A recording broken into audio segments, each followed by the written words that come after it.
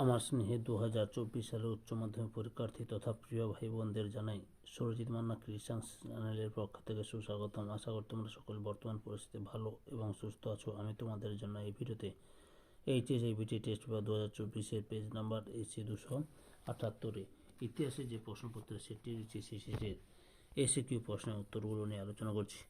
আমি ABT test পেপারের যতগুলো ইতিহাসের সেট ছিল সেই সেটের এমসিকিউ প্রশ্নের উত্তরগুলো আলোচনা করে ভিডিও আকারে ছেড়ে দিয়েছি। এছাড়াও AC3, AC47, AC79, AC118, AC146, AC182, AC203 এবং AC242 নম্বর পেজে ইতিহাসে যে প্রশ্নপত্রের সেটটি রয়েছে সেই সেটের এসিকিউ প্রশ্নের উত্তরগুলো আলোচনা করে ছেড়ে দিয়েছি। তোমরা ওই সব ভিডিওগুলোর লিঙ্ক এই ভিডিওর ডেসক্রিপশানে থাকবে, সেখানে প্লে লিস্টে গিয়ে দেখে নাও। ওকে, তার আগে তোমাদের কাছে অনুরোধ, তোমরা ভিডিওটি না টেনে পুরোটা দেখো, আর যারা আমার চ্যানেলে নতুন তারা তাড়াতাড়ি আমার চ্যানেলটিকে সাবস্ক্রাইব করে আমার চ্যানেলের পাশে থাকো। পেজ নাম্বার AC 278-এ দেখো প্রথম প্রশ্ন, আলীনগরের সন্ধি কত খ্রিস্টাব্দে কাদের মধ্যে স্বাক্ষরিত হয়? উত্তর, আলীনগর সন্ধি 1757 সালের 9ই ফেব্রুয়ারি বাংলার নবাব সিরাজউদ্দৌলা ও ইংরেজ ইস্ট ইন্ডিয়া কোম্পানির মধ্যে স্বাক্ষরিত হয়। 2 নম্বর প্রশ্ন, মার্কেন্টাইলবাদ বা বণিকবাদ বলতে কী বোঝায়?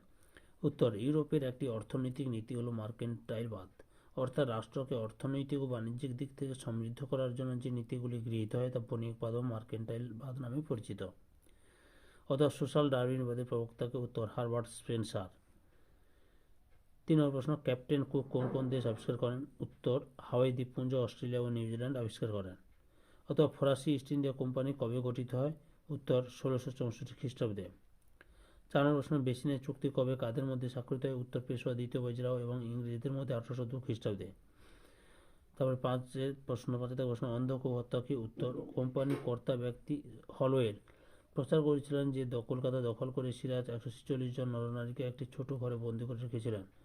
সাধারণত প্রচণ্ড গরমে শ্বাসকষ্টের ফলে পরের দিন দেখা যায় তাদের মধ্যে 123 জন মারা যায়। এই মর্মান্তিক ঘটনাটিকে অন্ধকূপ হত্যা বলা হয়। অথবা কবে কাদের মধ্যে বক্সার প্রোটোকল স্বাক্ষরিত হয়? উত্তর, 1901 খ্রিস্টাব্দে 7ই সেপ্টেম্বর মোট 11টি বিদেশি শক্তি মিলিতভাবে চীনের উপর বক্সার প্রোটোকল চাপিয়ে দেয়। 6 নম্বর, বীর শাহ লিঙ্গম কে ছিলেন? উত্তর, বীর শাহ লিঙ্গম ছিলেন মাদ্রাজ প্রেসিডেন্সি ব্রিটিশ ভারতের একজন সমাজ সংস্কারক এবং লেখক। তারপরে আর্য সমাজ কবে প্রতিষ্ঠিত হয়? উত্তর, 1875 খ্রিস্টাব্দে 9 এপ্রিল। 7 নম্বর প্রশ্ন, নব্য তারুণ্য পত্রিকার সম্পাদক কে? উত্তর, চেন তু সিউ। 8 নম্বর প্রশ্ন, সতীদাহ নিবারণ আইনটি নাম কি? উত্তর, সপ্তদশ বিধি। অথবা চার্লস উড কে ছিলেন? উত্তর, লর্ড ডালহৌসির আমলে শিক্ষা সংক্রান্ত বোর্ড অফ কন্ট্রোলের সভাপতি। 9 নম্বর প্রশ্ন, অশনি সংকেত উপন্যাসটি কার লেখা? উত্তর, বিভূতিভূষণ বন্দ্যোপাধ্যায়। 10 নম্বরে, ভারতের সাইমন কমিশন বর্জন করেছিল কেন? উত্তর, এই কমিশনে কোনো ভারতীয় প্রতিনিধি ছিল না। অথবা কে কবে সাম্প্রদায়িক বাঁটোয়ারা নীতি ঘোষণা করেন? উত্তর, র্যামসে ম্যাকডোনাল্ড 1932 খ্রিস্টাব্দে। 11 নম্বর প্রশ্ন, মাউন্ট ব্যাটেন পরিকল্পনা কি? উত্তর, মাউন্ট ব্যাটেনের উপদেষ্টা লর্ড ইসমে ব্রিটিশ পার্লামেন্টে ভারত ভাগের পরিকল্পনা পেশ করেন এবং যা ভারতের স্বাধীনতা আইনরূপে পাস হয়। এটি মাউন্ট ব্যাটেন পরিকল্পনা নামে পরিচিত। 12 নম্বর প্রশ্ন, হিটলারের পোল্যান্ড আক্রমণের উদ্দেশ্য কী ছিল? উত্তর, হিটলার পোল্যান্ডের ডানজিগ বন্দর এবং সেখানে যাতায়াতের জন্য পোল্যান্ডের ভিতর দিয়ে একটি রাস্তার দাবি করে। পোল্যান্ড এই দাবি অগ্রাহ্য করলে হিটলার 1939-এর 1 সেপ্টেম্বর পোল্যান্ড আক্রমণ করেন। এই ঘটনার মধ্য দিয়ে দ্বিতীয় বিশ্বযুদ্ধ শুরু হয়। অথবা কে কবে আজাদ হিন্দ ফৌজ গঠন করেন? উত্তর, রাসবিহারী বসু আজাদ হিন্দ ফৌজ গঠন করেন 1942 সালের 1 সেপ্টেম্বর সিঙ্গাপুরে। 13 নম্বর প্রশ্ন, ব্যালফুর ঘোষণা কি? ইংরেজ বিদেশ সচিব অর্থাৎ ব্যালফুর প্রথম বিশ্বযুদ্ধের সময় একটি ঘোষণাপত্র জারি করেন।